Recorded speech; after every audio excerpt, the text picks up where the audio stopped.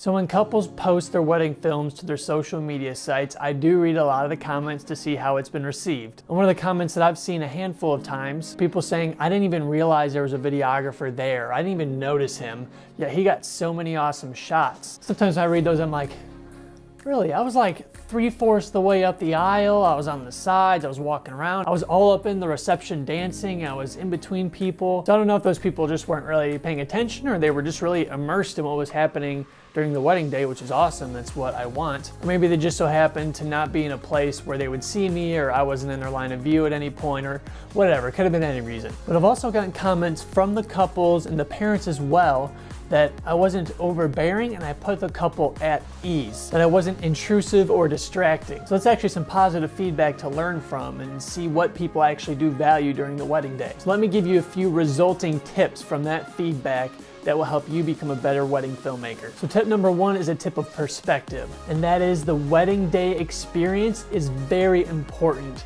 not just the film that you provide. So now the question that we have before us is, what is the balance between getting the best shot by any means necessary and getting the best shot with the least amount of distraction or intrusiveness or interruption? Because I want to deliver the best film possible, but I also want family, friends, the couple to not have a bad taste in their mouth after working with me, and their experience to not be what it should have been. So the wedding guests could be watching the film, see a shot where I get a great shot of the bride and groom up front, but they remember how annoyed they were when they saw the videographer standing right in front of people's view, blocking people from seeing what's going on. That's not what I want. I want the guest to be like, wow, that's a great shot. How did he get that? I didn't even realize he was there. And all that stuff you can't control. You're gonna be moving around. You're gonna be getting in people's field of view. They're gonna see you probably. Probably rare for someone to say, I didn't even notice they had a wedding videographer. But you don't want them to say, he was really distracting. I was getting a little annoyed at what he was doing because he was interrupting things and being intrusive. Or even when you're with the bride and groom or the bridal party and you're maybe over directing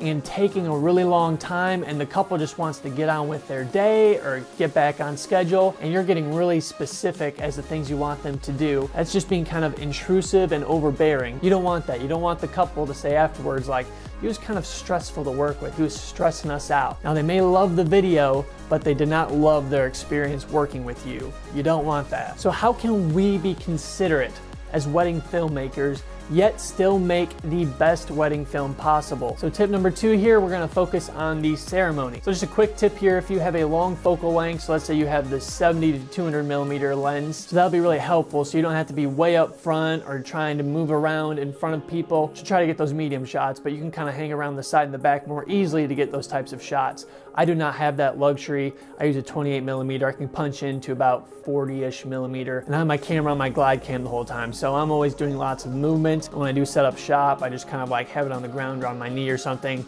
So for me to get those more medium shots, I do have to get closer. And if you don't have a very long focal length lens, I think talking with the couple might be a good idea. Have some expectations or see what they would like if they don't want you going up to the front of the aisle. Yeah, whatever wishes that they have, or maybe the officiant or the church has places that you shouldn't be, then make sure you figure that out. If they have no idea or don't really tell you anything, then you have to kind of make your own calls. So a lot of times I stick around the sides and I'll do some movement on the sides as well as movement in the back to get those wide shots. I mean, those are easy, they're not very intrusive at all. I'm just kind of in the back. And if I do go up front, if I'm in the aisle, like way up near the front, I'm getting low. I am not standing straight up and down because that could potentially block, especially the people in the back, their view of the couple up front. So I'm always low. I mean, I'm 6'4", so I would be this big, tall dude standing in the middle of the aisle. So make sure if you're gonna be up front that you're not just like acting as if no one is trying to see. Even if you show that you're trying to be considerate and not get in people's way, people will appreciate that. Even if, you know, you're moving a lot and they may be a little bit distracted with you moving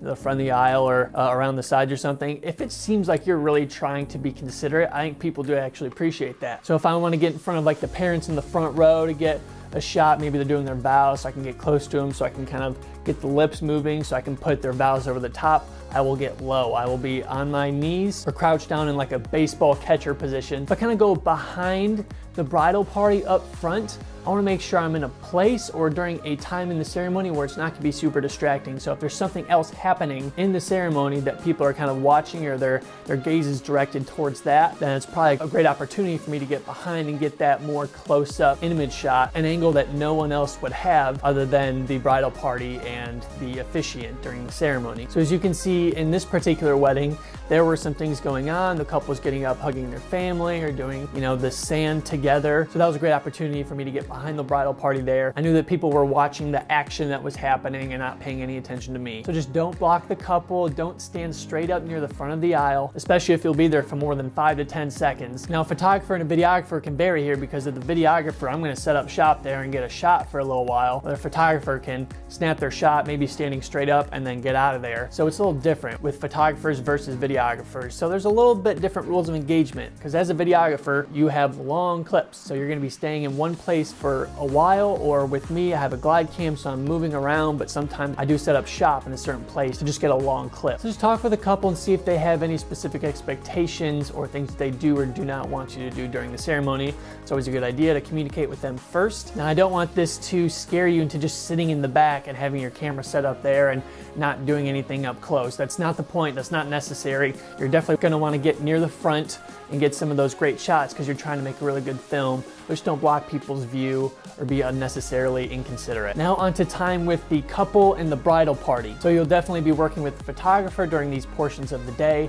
So they'll be setting their own tone in how they're working with the couple. But when it's your turn, you do your thing. So how do you do your thing well? Number one, have poses and movements ready beforehand. You don't want to eat up a bunch of everybody's time by just trying to think of what you want them to do. Number two, direct and be clear about what you want them to do, but do not over-direct. Your perfectionism could be your downfall in the relationship that you have with the couple. Oh no, I want your hand here. No, flip your hair back like that. No, put your hands in your pocket. No, unbutton this. No, move like this. Do this foot forward first. Like, if there are certain things you want them to do, tell them to do it, but adding so many little details into it are just going to stress them out. It's gonna take more time. I mean, one thing you can tell them is, hey, everybody walk towards me, laugh and smile at each other while you're walking. Especially for video, you don't need all the specific little, hey, your chin up. A photographer might want that because they want a specific look for that shot. But for video, the movement and the interaction is what you want. So just tell them to interact and move. That's gonna give you a lot of great shots for your film, because the last thing you want them to say is, hey, we're not models, we're getting married. Just give us simple instructions as to what you want us to do. Tip number three, be positive and encouraging and energetic. If you look stressed and you're getting in your own head, you're probably going to start putting that on to the couple and the bridal party. They're going to hear the stress in your voice, and then you might start getting a little snappy with them if they're not doing what you want them to do. You don't want that. That's definitely going to create a rift in between you and the people that you are filming. And this day is celebrating them and their marriage. It's not about you. This day is not about your film. It's about them getting married. Marriage is the thing we're celebrating. We are capturing it. We're not celebrating how great the film is going to be. So just be mindful of how your personality and how you're coming across could be affecting the couple. Tip number four, while you should be personable and kind and friendly, don't be talking a bunch in between shots. Like, I've seen different photographers and videographers try to put the couple at ease, talking and asking them questions about, how do you feel about the day? Oh my gosh, where'd you get your ring? Who did your hair? How long have you guys been together? Where are you guys going on your honeymoon? All of those questions you can ask, but when you're trying to get your shots, or if they're trying to do something, or if you can tell that they want to get the day moving along, maybe they're behind schedule, or whatever it is, while your intentions might be great trying to, build that relationship with the couple, you just need to make sure that you're doing your job first and foremost to get the shots. Because if you're putting the camera down to ask them questions, they're probably looking at you like, okay, next thing, let's go, move along. And just use your intuition about how they're feeling at that point. If you guys are way ahead and everyone's like, oh yeah, we can take our time, this is great, get to know each other, great. But try your best to be intuitive when you know that they're not wanting to talk. Right now, I'm just kind of interrupting what we're doing. I'm being more distracting for them. They just want to get these shots done because they're tired. It's been a long day. They've been in front of the camera all day. People won't stop talking to them or answering all kinds of questions. Just put them at ease. Make some encouraging comments that they don't have to respond to. And if you're gonna do some talking, maybe some joking around, during the shot might be a good idea to get a little giggle out of them, make a comment or a joke, but asking them lots of questions and trying to get to know them during those important parts of the day where they're in the grind, getting all these photos and video done, probably not the best idea. Although your intentions, I know, are pure. Maybe do that early on in the day when they're getting ready, or at a different part of the day where there's more downtime. Because getting to know the couple and being kind and personable and friendly, totally appropriate. You should do that. Just pick the right spots for it. So not just talking in general, hopefully you will have gotten to know the personalities of the couple, beforehand during the meeting or meetings that you had. Who's the most talkative? What would serve the couple best during the wedding day? If they're really shy, maybe just having a lot of small talk won't be very good for them. What might be the best things to put them at ease, what they're interested in. Maybe you can just talk about sports at some point during the day rather than saying, are you so excited for your big day? Oh my gosh, because everyone's saying that to them. They keep saying the same thing over and over. Maybe talking about something that they're interested in that's not about the wedding day would actually help put them at ease. Or maybe not, maybe that's the wrong way to go. At the end of the day, you just want to do what is the most helpful for them, how you can serve them as the videographer. So focus on the shots you need to get, communicate what you need to communicate, be friendly and kind, and make sure that you're not being distracting, intrusive, or inconveniencing people, or unnecessarily stressing people out with what you're trying to do. This balance will take some time to figure out, and it'll depend on the wedding. They're just different personalities, different schedules. Every wedding's different, so you may never figure it out because there's such a wide variety of people in the world. But hopefully at the end of the day, the couple will say, he was so kind, friendly, patient, really easy to work with, put us at ease, and he worked really efficiently, and all at the same time, he made us an incredible wedding film.